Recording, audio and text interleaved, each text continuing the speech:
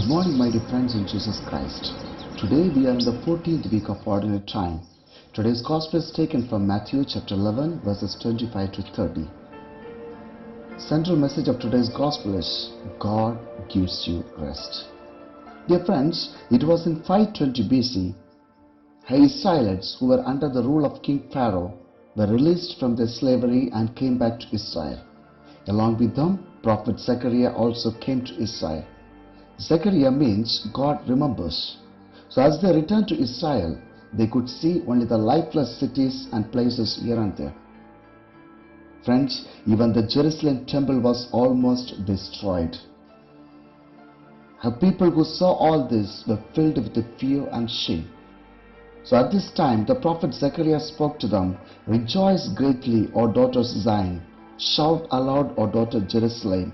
Lord your King comes to you, triumphant and victorious." Zechariah chapter 9 verse 9. This is the message of today's first reading. Again we see the whole people of Israel waited for that Lord. Years passed, the Lord was born and grown. 30 years passed. One day the Lord appeared to his people and said to them, "Come to me, all you that are weary and are carrying heavy burdens, and I will give you rest, and you will find rest for your souls." Matthew chapter 11 verses 28 to 29. This is the message of today's Gospel. And again in today's second reading, where St. Paul says, how does Jesus grant justice, victory, peace and rest to his people? He answers it in today's second reading, saying, if you live by the Spirit and be guided by the Spirit, definitely you will get everything that you look for. Friends, his name was Nicky Cruz, belongs to America, and there were almost 17 members at home. He went to New York to search for a job, but what happened to him there? He has written it in his book called Run Baby Run. There he could not get a job. Finally he joined a dacoits group, and after some years he became the leader of that group. He committed many sins by stealing and killing.